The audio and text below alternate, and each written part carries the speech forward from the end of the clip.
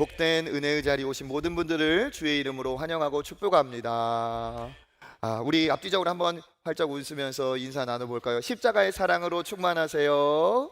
십자가의 사랑으로 충만하세요. 네, 세례와 또 우리 성찬을 마주하면서 또 십자가의 사랑이 더 우리 마음 안에 새겨지는 것 같습니다. 십자가의 사랑으로 늘 충만하시는 여러분 되시기를 축복합니다. 인생의 제일 중요한 것이 만남이고 우리가 참 기도하는 것이 만남의 축복입니다. 그 만남을 다른 말로 하면 연결이라고 할 수 있죠. 연결. 그러니까 내가 어떤 것과 만남, 어떤 것과 좋은 연결을 이룰까, 그리고 내가 누구와 누구, 무엇과 무엇과의 아름다운 연결을 이룰 것인가, 그것을 고민하는 것이 참 지혜로운 그런 생각들입니다. 제일 중요한 것은 복된 만남이 연결로 통해 이루어질 때 참 보람이 있고 감사하죠. 우리들에게 있어서 가장 가치 있고 복된 만남, 복된 연결, 가장 감사한 결합이 있다면 누구와의 연결입니까? 바로 예수 그리스도 하나님 아버지와의 연결이 가장 축복의 연결인 줄 믿습니다. 왜 그렇습니까? 우리는 하나님과 단절된 상태입니다. 과거에 우리는 하나님과 끊어진 상태였어요. 생명의 주인이신 하나님으로부터 끊어진 자는 유한한 인생이고 그 이후에는 영원한 멸망이 기다리고 있을 뿐입니다. 그러니까 우리는 왜 하나님과의 연결이 가장 필요하고 긴급하고 중요한 연결인가? 하나님 만나야 우리의 삶에 영원한 생명이 깃들기 때문에 그런 줄 믿습니다. 그러면 우리가 이 하나님을 만나 연결되고 결합되어야 될 텐데 무엇이 하나님과 우리의 사이의 장애물이 될까요? 우리 이사야 59장 2절 말씀 읽어보겠습니다. 오직 너희 죄악이 너희와 너희 하나님 사이를 갈라놓았고 너희 죄가 그의 얼굴을 가리어서 너희에게서 듣지 않으시게 함이니라. 아멘. 우리 안에 있는 무엇이? 죄악이 하나님과 우리 사이를 갈라놓았다. 누구도 이 죄의 문제를 해결하지 않는 이상 하나님 앞에 나아갈 수가 없죠. 하나님을 만나고 연결될 수가 없습니다.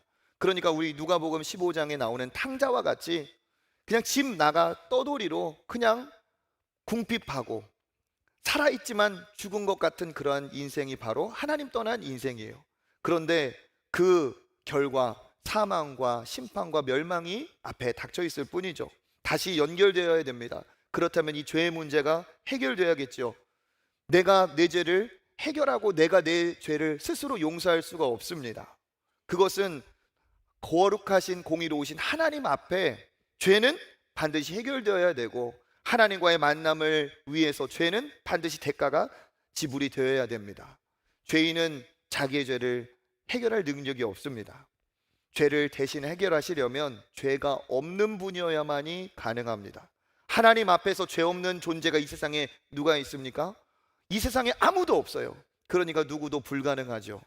그래서 하나님은 의로우신 그의 아들 독생자 예수 그리스도를 우리를 위해 보내신 줄 믿습니다.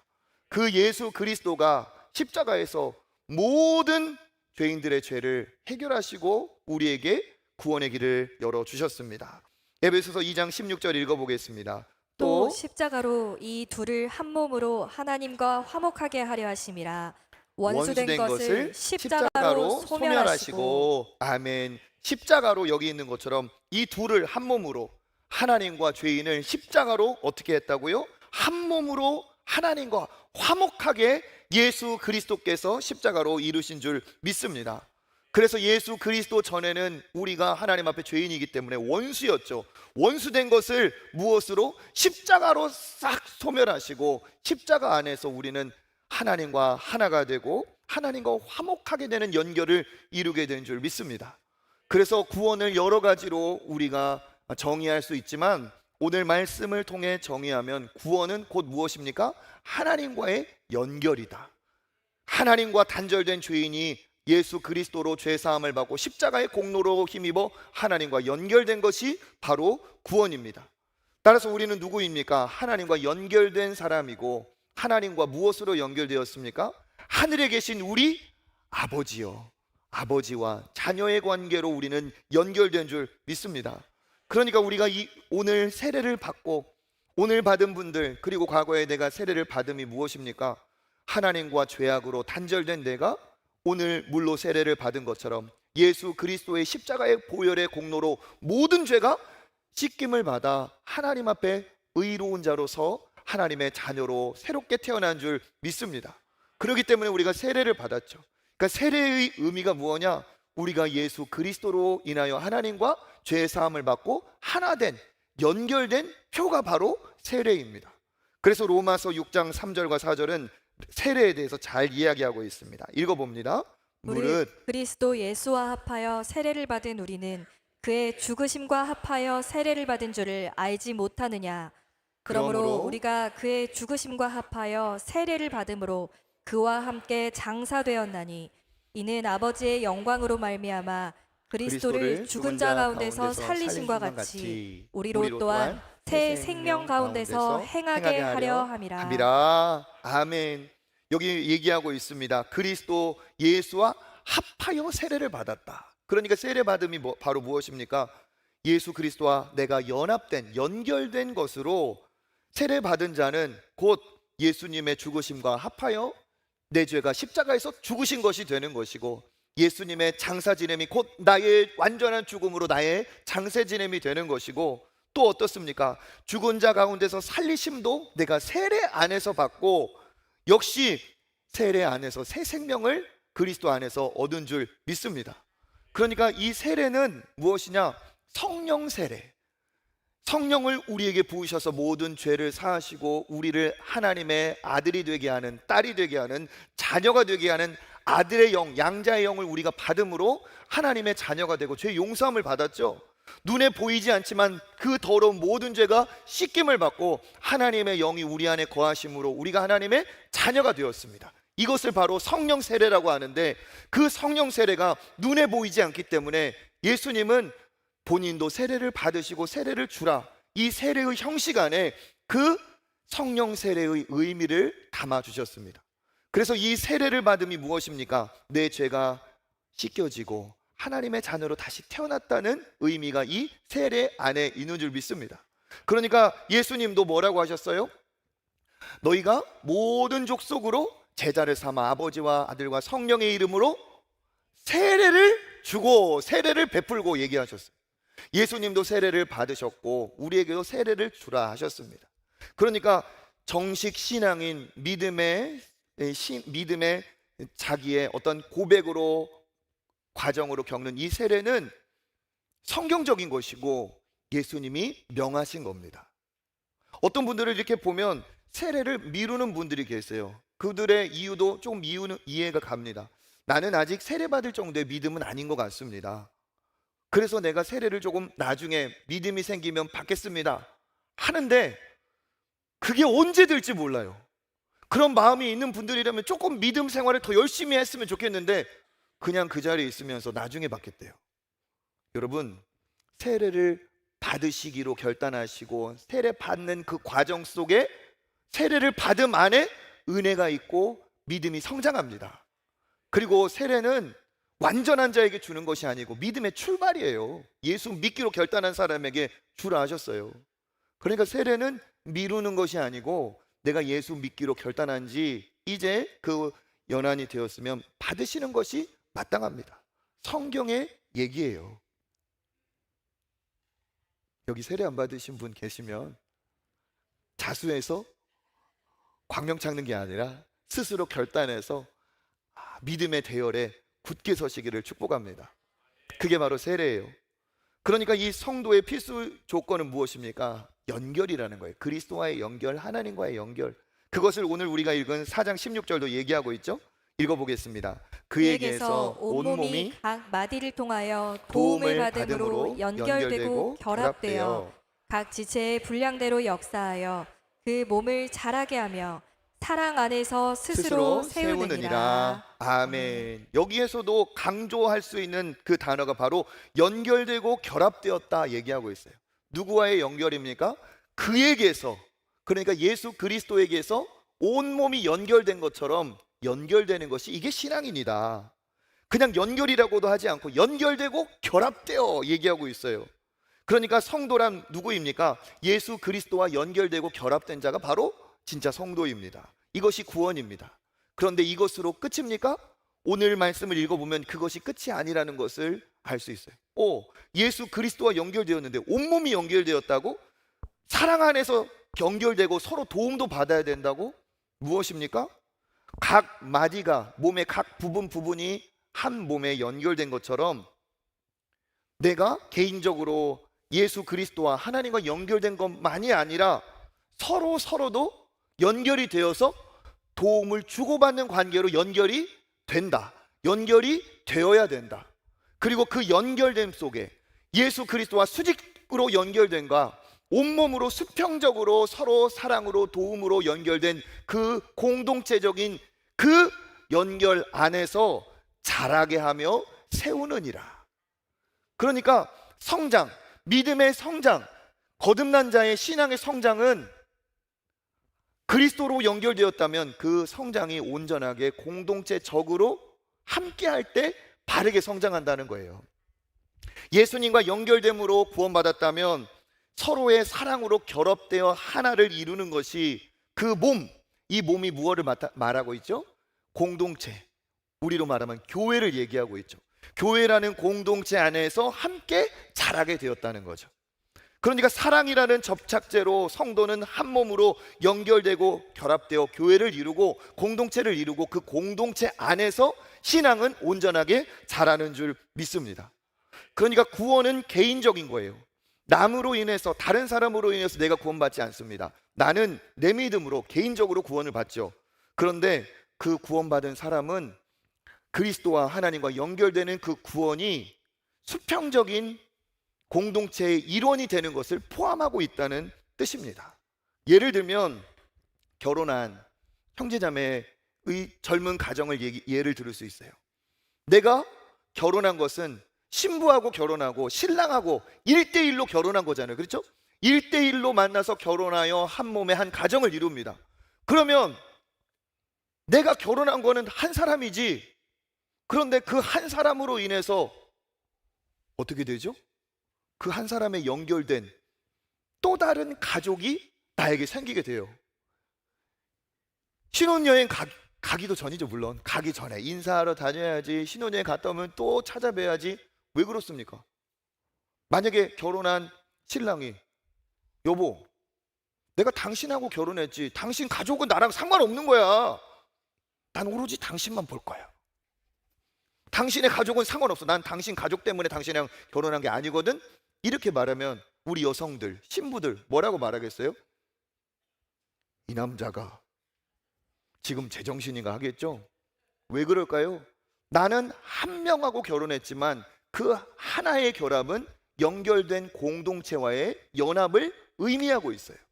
그러니까 내가 그리스도와 구원받아 하나님과 연결이 되었다는 것은 뭡니까? 나도 아버지라고 부르고 나도 그리스도를 머리로 삼았다면 내 곁에 또 다른 예수 그리스도로 머리 삼고 예수 그리스도로 하나님의 자녀가 된 그 역시 나와 무슨 관계가 됩니까? 공동체로서 한 몸이 되는 거예요.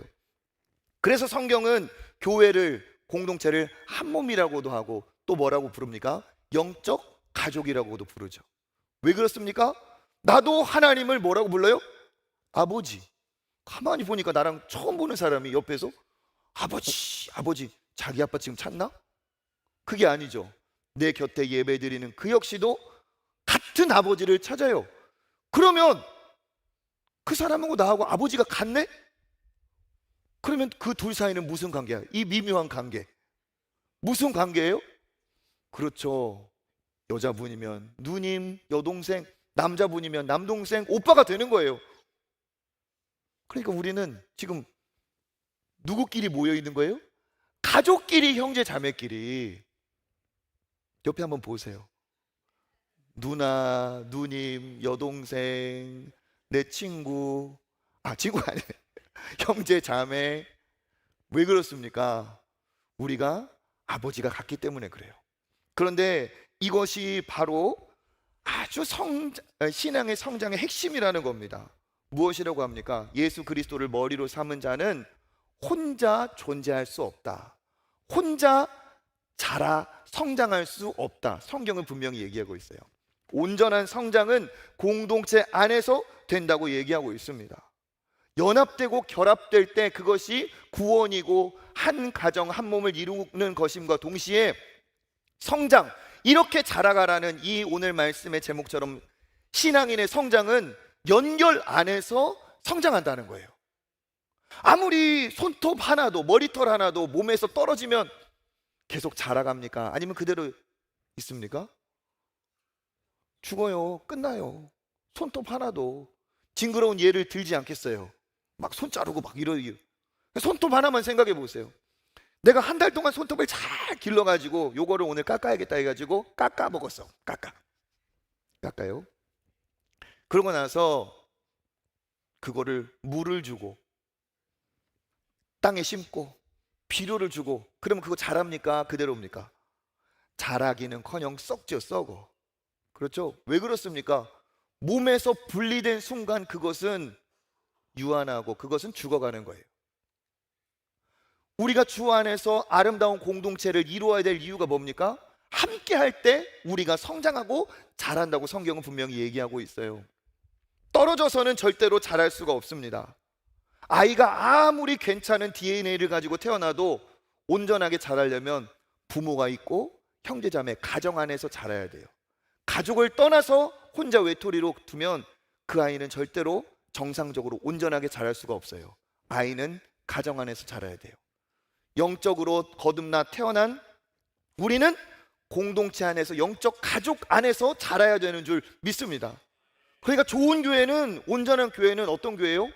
아버지 같은 분도 계시고 어머니 같은 분도 계시고 할머니 같은, 할아버지 같은 분도 계시고 자녀 같은, 내 자식 같은 그런 이 아름다운 이 세대가 연합된 그 교회가 건전하고 건강한 교회예요. 그 교회가 우리 초청교회인 줄 믿습니다. 그래서 뭐라고 말하고 있습니까? 골로새서 2장 19절 읽어보겠습니다. 온 몸이 머리로 말미암아 마디와 힘줄로 공급함을 받고 연합하여 하나님이 자라게 하심으로 자라느니라. 아멘. 온몸이 머리 예수 그리스도에 연결되어서 그 예수 그리스도께 공급함을 받고 무엇하여? 연합하여 하나님이 자라게 하신다. 그러니까 우리가 읽은 사도, 선지자 등 여러 직분들도 어때요? 다 의미가 있고 혼자 의미가 있지만 하나가 돼서 그리스도의 몸을 자라게 하는 거죠. 오늘 세례와 성찬도 그래서 두 가지 의미가 있습니다. 개인적으로 보면 세례와 성찬은 나의 개인의 구원을 의미하고 있어요. 죄 사함을 받고 다시 태어난 것을 의미하는 세례. 그리고 내가 육신의 밥을 먹을 때 내 생명이 유지가 되는 것처럼 예수 그리스도를 내 안에 모심으로 내가 영원한 생명을 얻은 성찬 의미가 있어요. 그런데 이 개인의 의미만 여기에 있는 것이 아니죠. 세례를 받았을 때 우리가 예수 그리스도로 하나님과 한 가족이 되었다는 것을 축하해주고 축복해주는 이 함께하는 증인들로 인해서 우리는 어떻게 합니까? 공동체 안으로 그가 들어오는 거예요. 영적 가족으로, 영적 한 몸으로. 그리고 우리가 이 성찬을 같이 대함도 뭡니까? 천국에서 함께 영원한 천국잔치에 그 식탁에 둘러 앉을 것을 우리가 사모하면서 예수 그리스도께서 기념하라 하신 떡과 잔을 나눕니다. 나의 개인의 구원을 의미하지만 이 천국의 잔치를 예표하는 이 상을, 이 잔을 함께 대하는 것은 뭡니까? 우리는 주 안에서 같이 한 식탁의 공동체라는 거예요. 엄마가 차려놓은 밥을 같이 먹는 그 사람들 서로 무슨 관계예요? 그렇죠. 먹을 시계 입구자 해가지고 식구예요. 우리는 한 식구. 성찬을 대하는 사람은 우리는 주 안에서 한 식구, 한 가족인 줄 믿습니다. 그것이 우리 신앙인의 기본적인 핵심적인 정의라는 거죠. 그러니까 이런 생각을 가질 수 있어요. 그렇지만 그것은 성경적이 아니라는 겁니다. 뭡니까? 그냥 나는 내 신앙생활 잘하면 되지 굳이 교회 나갈 필요 있나? 그냥 온라인으로 보고 내가 성경 많이 보고 그리고 감동이 오면 어려운 사람 헌금하듯이 도와주고 그렇게 하면 되지 꼭 교회 나가는 것이 신앙인가? 그건 성경적이지가 않습니다. 내가 그냥 교회 와서 조용히 예배만 드리고 가면 되지 내가 교회에 왔다는 것을 아무에게도 알리지 말아라. 무슨 특수 요원도 아니고 그렇게 조용히 갔다 조용히. 나는 그냥 조용히 나 혼자 내 신앙 지키고 싶어. 아무도 나를 몰라봤으면 좋겠어. 그것도 바람직한 성경적인 신앙이 아니에요. 교회는 나오지만 그래, 엮이지 말자. 등록은 무슨 등록이냐. 그렇게 하면서 한 달, 두 달, 1년, 2년 그냥 그렇게 조용히 갔다가 왔는데 영적 가족이라고 하는데 내 안부 물어주는 사람 하나 없고 물을 사람 하나도 없는 것, 그건 온전한 영적 가족 한 몸으로서의 신앙생활이 아니에요. 그래, 등록은 했지만 내가 거기까지다. 너무 가까이도 안 가고 너무 멀게도 안 간다. 이거 뭐 멀가중 뭐 그런 건가요? 그러면서 우리 사랑방에 한번 나오세요. 우리 남전도회 여전도회 한번 오시죠. 전화하지 마세요. 저 혼자 신앙생활 잘하고 있으니까 저는 거기까지입니다. 그것도 온전한 신앙생활이 아니에요. 이유는 있겠지요. 그런데 성경은 진짜 신앙생활은 그리스도와 연결되었다면 서로 연결되어야 된다. 그래야 제일 중요한 건 뭡니까? 신앙이 자란다는 거예요. 그 안에 들어가만 있어도 하나님께서 자라게 하시는 은혜가 있는 줄 믿습니다. 그래서 여러분 한 걸음 더 나아가시길 바랍니다. 시간이 짧기 때문에 제가 다음에 얘기하겠지만 우리는 주 안에서 믿음의 한 몸이에요. 그리고 절대 잊어버리지 말아야 될 게 있습니다. 그건 뭡니까?